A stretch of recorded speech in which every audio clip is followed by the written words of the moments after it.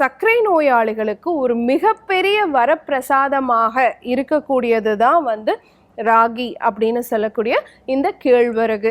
அப்போது இந்த ராகியை வந்து எப்படி எடுத்துக்கிட்டா நமக்கு சர்க்கரையோடைய அளவு குறையும்? ஏன்னா உடனே நம்ம மக்கள் என்ன யோசிப்போம் அப்படின்னு பார்த்தீங்கன்னா, நம்ம வந்து கூழ் காய்ச்சி குடிச்சிடலாம் அப்படின்னு யோசிப்போம். பட் ராகியை வந்து நீங்கள் களி மாதிரி கிளறி அதை வந்து மோர் விட்டு கரைச்சி நீங்கள் குடிச்சிங்க அப்படின்னு சொன்னால் கண்டிப்பாக சர்க்கரையோடைய அளவு ஏறும்.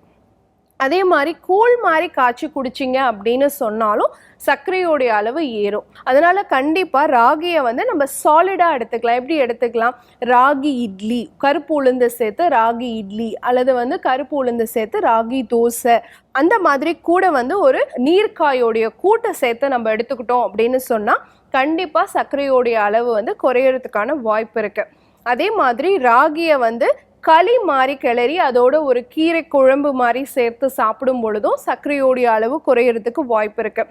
அதே மாதிரி ராகி புட்டு இந்த மாதிரி கட்டி அதை வந்து நம்ம தாளித்து சாப்பிடும் பொழுதும் சர்க்கரையோடைய அளவு படிப்படியாக குறையறதுக்கான வாய்ப்பு இருக்குது.